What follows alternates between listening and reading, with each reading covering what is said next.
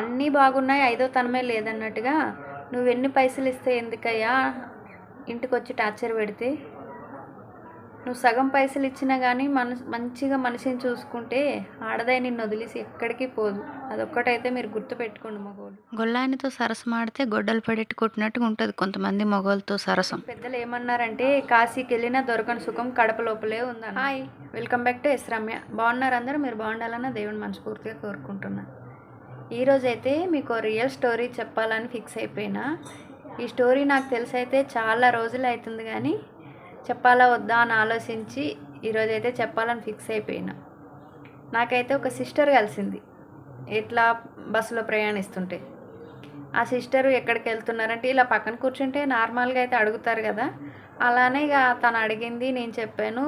నేను అడిగితే తను చెప్పింది. ఆవిడ చేతిలో పేపర్లు ఉన్నాయి. పేపర్లు ఏంటి సిస్టర్ ఎక్కడికి వెళ్తున్నారు అనేసి అడిగాను. ఫస్ట్ ఏమో ఇక అన్నీ చెప్పడానికి ఇష్టం లేక ఇలా హాస్పిటల్కి వెళ్తున్నానక్క అని అనేసింది. సరే ఏమైందిరా, హాస్పిటల్కి ఎందుకు వెళ్తున్నావు అని అడిగాను. అడిగితే తను తర్వాత ఇక అబద్ధం చెప్పలేక అది కాదక్క నీకోటి చెప్పనా అని అన్నది. ఏమైంది సిస్టర్? ఆవిడ ఫేస్లో నాకు ఆ బాధ అనేది అర్థమైపోయింది. ఏమైంది సిస్టర్, అలా ఎందుకు బాధపడుతున్నారు, ఏంటి చెప్పండి అని అన్నా. ఇంకా చెప్పండి అనే వరకు కళ్ళంటే నీళ్ళే వచ్చేసాయి ఆవిడకైతే. సరేలేండి, ఏం బాధపడకండి, చెప్పండి ఏమైంది, అసలు ఏమైంది చెప్పండి, చెప్తే కదా పోనీ నేను తీర్చలేకపోయినా సరే కానీ నీ గుండెల్లో బాధ అయితే కొంచెం అంత తగ్గుతుంది, చెప్పండి సిస్టర్ అన్న. ఇక చెప్పింది తన బాధ అంతా చెప్పుకొచ్చింది. వాళ్ళ ఇంట్లో బాగా గొడవలు అవుతున్నాయంట. ఎందుకు సిస్టర్, దేని వల్ల గొడవలు అవుతున్నాయని అడిగాను. ఏం లేదక్క, ఊకే అనుమానిస్తాడు, గొడవలు, కొడతాడు, తిడతాడు, అంతే. వాటి వల్లనే ఇట్లా పోలీస్ స్టేషన్ కాడికి వెళ్ళాను అని అన్నది. పోలీస్ స్టేషన్ వరకు ఎందుకు వెళ్ళారు సిస్టర్, అంత పెద్దగా ఏమైంది అని అన్నా. ఇది అయితే ఫస్ట్ టైం కాదు, 3-4 సార్లు వెళ్ళాము. 3-4 సార్లు వెళ్తే కూడా వాళ్ళు ఏదో సంధాయించేసారు, అలానే పంపించేసారు. ఏమైంది అసలు, ఏమైంది చెప్పండి అని అన్నాను నేను. అతిగా చెప్పుకొచ్చింది తన బాధ అంతా, గుండెల్లోని బాధ అంతా చెప్పుకొచ్చింది. ఆవిడ చెప్పిన తర్వాత నా గుండె భారం అయిపోయింది. అందుకని ఈ బాధ అంతా మీకు చెప్పిస్తే నా బాధ దిగిపోతుంది సగమైన. అందుకని మీకు చెప్తున్నా. పేర్లు ఏం మెన్షన్ చేయట్లేదు కాబట్టి వాళ్ళకేం ప్రాబ్లం ఉండదు, ఓకేనా? అయితే వాళ్ళకైతే వాళ్ళ అత్త మామ ఇంట్లోనే ఉంటారంట. వాళ్ళకి కొంచెం ఆరోగ్యం బాగోదు, పెద్ద మనుషులు. ఈయనైతే పనికి పోతాడంట వాళ్ళ ఆయన. వాళ్ళకి 2 పిల్లలు, ఒక కొడుకు ఒక బిడ్డ. 2 పిల్లలు కూడా చదువుతున్నారు. ఒకళ్ళు డిగ్రీ ఏమో చదువుతున్నారంటే, ఇంకొకరేమో 8th 9th చదువుతున్నారని చెప్పింది.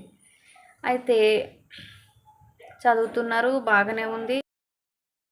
తను కూడా డిగ్రీ చదివింది, మంచిగానే ఉంది అంతా. అయితే ఆమె జాబ్ చేస్తుందంటే ఎక్కడో జాబ్ చేస్తుంటే జాబ్ చేయని సరేలే అని మానేసిందంట జాబు. ఊకే జాబ్కి వెళ్తే కొంచెం లేట్ అయితే చాలు, ఇంత లేట్ ఎందుకు అయింది. అరే ఒక బస్సు లేటుగా రాదా అండి? ఆఫీస్లో ఒక్కొక్క రోజు లేట్ అవ్వదా? ఆడవాళ్ళు లేటుగా వస్తే క్వశ్చన్ చేస్తారు, మరి మగవాళ్ళు లేటుగా వస్తే ఆడ మగోడు అంటారు. ఆడవాళ్ళే తప్పు చేస్తారు, మగవాళ్ళు చేయరా? లేటుగా వస్తే రోజు ఇంత లేటుగా ఎందుకు అయింది, చీర ఎందుకు అట్లా అయింది, జుట్టు ఎందుకు చెరిగింది. బయటికి వెళ్తే అప్పుడు జుట్టు చెరగదా? మనం ఎలాగ వెళ్ళాము అలాగే వస్తాం ఇంటికి అని అనేవాడంట. అట్లనే టార్చర్ పెట్టాడంట.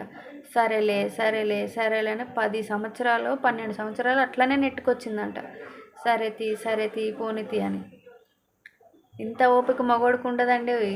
10 రోజులు గట్టిగా ఆడదే టార్చర్ పెట్టిందంటే కథం, వాడిగా ఇంట్లో కూడా ఉండడు. 10 సంవత్సరాలు తట్టుకుంది. అలాంటిది ఆడదాయి. పోలీస్ స్టేషన్కి వెళ్తే అదో ఏదో చెప్పి సంధాయించి పంపించేసారంట. సరేనమ్మా మంచిగా ఉండండి అని ఆయనను బెదిరించి ఇంటికి పంపించేసారట. అయిపోయింది. మళ్ళీ రొటీన్, మళ్ళీ ఇతను పనికి వెళ్ళడం, ఆవిడ డ్యూటీకి వెళ్ళడం. మళ్ళీ అలానే కొన్ని రోజులు జరిగినాక మళ్ళీ గొడవ స్టార్ట్ అయిందంట. మళ్ళీ కొట్టాడట. ఎన్నిసార్లు కొడతాడు, ఏంది కథ అనేసి ఆలోచించి మళ్ళీ పోలీస్ స్టేషన్కి వెళ్ళిందంట. వాళ్ళు మళ్ళీ సంధాయించి, ఎక్కువ శాతం అయితే ఎవరైనా భార్యాభర్తలు విడగొట్టడానికి చూడరు కదా, అందుకనే కోర్టు కూడా మనకు 6 నెలల టైం ఇస్తుంది. ఎంత సంధాయించినా ఏం చేసినా కుక్కతో ఒక గుండ్రాయి కట్టినా చక్కగా కాదు, అది వంకరనే అయితే కథ కాదని చెప్పి తన ఇంటికి వచ్చేసి బాగా ఆలోచించుకుందట. ఆలోచించుకొని తను అలా ఓపిక పట్టి ఉండడానికి అతని దగ్గర ఉన్న గుడ్ హ్యాబిట్ ఏంటంటే పైసలు మాత్రం తెచ్చి ఒక్క రూపాయి తన దగ్గర ఉంచుకోకుండా మంచిగా ఇచ్చేస్తాడంట. పైసలు అయితే మొత్తం ఇచ్చేస్తాడంట. అలానే పోంతి పైసలు అయితే ఇస్తున్నాడు కదా, ఇల్లు అయితే గడుస్తుంది కదా, పిల్లలకి అన్నీ అయితే ఖర్చులు అయితే వెళ్తున్నాయి కదా అనేసి తను అలాగే ఎంత టార్చర్ పెట్టినా కొట్టినా తిట్టినా ఓపిక పట్టుకొని ఉన్నదట. ఒకసారి ఏం చేశాడంట, బాగా తాగొచ్చి డోర్లన్నీ పెట్టేసి కొట్టాడట. కొడితే కన్ను ఇంత వాసిపోయిందంట. వాసిపోతే ఇక హాస్పిటల్కి వెళ్తే డాక్టర్లు అన్నారంట, మీరు ఇక ఈయన కాడు ఉంటే మిమ్మల్ని చంపేస్తాడమ్మా, ఇక చూసి విడాకులు తీసుకోండి అని చెప్పారంట. వాళ్ళు అలా చెప్పారంటే అతను ఎంత గట్టి కొట్టాడో ఎలా కొట్టాడో ఇంకా చూడండి. తాగితే ఏం అర్థం కాదు అసలు, తన భార్యనా తల్లినా కొడితే ఎక్కడ తగులుతుంది ఎలా తగులుతుంది అనేదే అర్థం కాదు. అయితే లాస్ట్కి ఏమైంది, ఇంకా తన ఇంటికి వచ్చేసింది. హాస్పిటల్ కాడికి వెళ్ళి అన్నీ చూపించుకొని వచ్చేసినాక మళ్ళీ ఒక 10 రోజుల దాకా కొట్టినాక ఒక 10 రోజులు అంటే గ్యాప్ ఇస్తాడంట. అంటే ఈ దెబ్బలన్నీ తగ్గిపోవాలి, మళ్ళీ కొట్టాలంటే కొత్తగా ఉండాలేమో, ఒక 10 రోజులు గ్యాప్ ఇస్తాడంట. మళ్ళీ కొట్టడం స్టార్ట్ చేస్తే దీనికి కథకి ఇట్లా కాదుగా అని చెప్పేసి గట్టిగా నిర్ణయం తీసుకొని పోలీస్ స్టేషన్కి వెళ్ళి కూర్చోయిందట. ఇక వాళ్ళు మళ్ళీ సంధాయించాలని ట్రై చేశారు, కానీ ఈవిడ ఎంతైనా కన్ఫ్యూజ్ కాకపోతే ఇంకా తనకి వాళ్ళ భర్తకి కౌన్సిలింగ్ ఇచ్చారంట. కౌన్సిలింగ్ ఇచ్చి తనైతే వదిలేస్తా అంటుంది మీ భార్య. ఆవిడ వదిలేస్తే మాత్రం నువ్వు పిచ్చోడు అయిపోతావు, నీకు తిండి పెట్టేటోళ్ళు ఉండరు, మీ అమ్మ నాన్నకి ఎవరు వండుతారు, వాళ్ళిద్దరు ఇంటికాడ ముసలోళ్ళు ఉన్నారు, నీకెవరు వండుతారు, మీరు ఎలా బతుకుతారు, ఆవిడ పిల్లలు కూడా వదిలేసి వెళ్ళిపోతా అంటుంది, వీళ్ళందరినీ నువ్వే చూసుకోవాలి, ఇలా అలా అని అన్నీ చెప్పారంట. ఇక చెప్తే వాడికి కొంచెం అంత మైండ్కి ఎక్కిందేమో, అప్పుడు తాగకంటున్నాడు కదా, కొంచెం అంత మైండ్కి ఎక్కి ఓకే సార్ సరే సార్ అని అన్నీ ఊకొట్టాడంట. ఊకొట్టి తర్వాత ఈవిడ దగ్గరికి వచ్చి ఈవిడ కాళ్ళ మీద పడి ఏడిసి బతిమలాడి, నేను ఇంక ఇలా చేయను అలా చేయను, నన్ను క్షమించు, నాది తప్పు అయిపోయింది, నేను ఎప్పుడు ఇంకా నేను కొట్టను అని అయితే అక్కడైతే స్టేషన్లో అయితే ఒప్పుకున్నాడంట.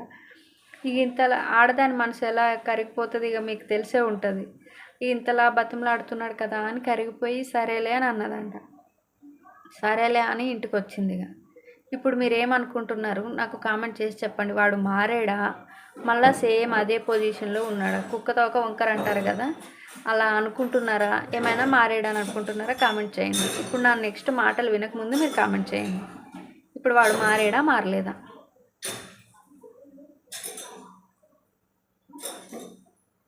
మారాడు. ప్రతి ఒక్క మనిషికి ఒక ఛాన్స్ అయితే ఇవ్వాలి. అలానే తను కూడా ఇచ్చింది.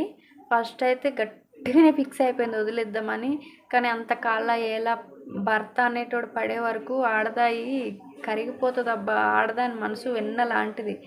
మీరు అర్థం చేసుకుంటే అసలు మీరు ఎక్కడ ఉంటారంటే స్వర్గంలో ఉంటారు. ఆడదాన్ని బాధ పెట్టితే ఇంకా ఆ ఇల్లు అయితే మొత్తం నరకమే. అర్థం చేసుకోవాలి ఆడదాన్ని, అంతే. చిన్నీటికి కరిగిపోతుంది అబ్బా ఆడది, చిన్నీటికి కరిగిపోతుంది. అలానే చిన్నీటికి కూడా అంతే రియాక్ట్ కూడా అవుతారు. బ్యాలెన్స్ చేసుకొని ముందుకు వెళ్ళిపోతే ఆ సంసారం ఎప్పుడూ మంచిగానే ఉంటుంది. కానీ అంత ఓపిక మగోడికి ఉండాలి ఫస్ట్. పెద్దీడి దగ్గర ఏమంత గొడవలు రావు, కానీ చిన్నీటి దగ్గర చిన్నీటితోటి గొడవలు స్టార్ట్ అయితే అవే పెద్దవి అయిపోతాయి. చిలికి గాలు అని అవుతుంది అంటారు కదా, అలా. మొత్తానికి వాళ్ళ కథ ఏమైందంటే లాస్ట్కి ఇప్పుడు తనైతే కొంచెం మంచిగానే ఉంటున్నాడు, కొట్టట్లేదు తిట్టట్లేదు. ఇప్పుడు 3-4 నెలలు అయింది, హ్యాపీగానే ఉంటున్నారు వాళ్ళైతే. అలా అందరూ మారి అందరికీ గొడవలు అవుతాయి. అలా ఆడోళ్ళైనా మగోళ్ళైనా అందరూ మారి జీవితాన్ని హ్యాపీగా ఉంచుకోవాలని అయితే కోరుకుంటున్నాను నేను. మీకు కూడా ఇలాంటి పరిస్థితులు చాలానే ఎదురయ్యి ఉంటాయి. నాకైతే ఇది రియల్గా నేను చూశాను, నా చెవులారా విన్నాను కాబట్టి మీతో షేర్ చేసుకోవాలనిపించింది, చేసుకుంటున్నా. మీరు కూడా ఇలాంటివి ఎక్కడైనా చూసుంటే నాకు కామెంట్ చేసి చెప్పండి. ఇంకొక టాపిక్తో మళ్ళీ కలుసుకుందాం. నేను మీ ఎస్ రమ్య. Thank you.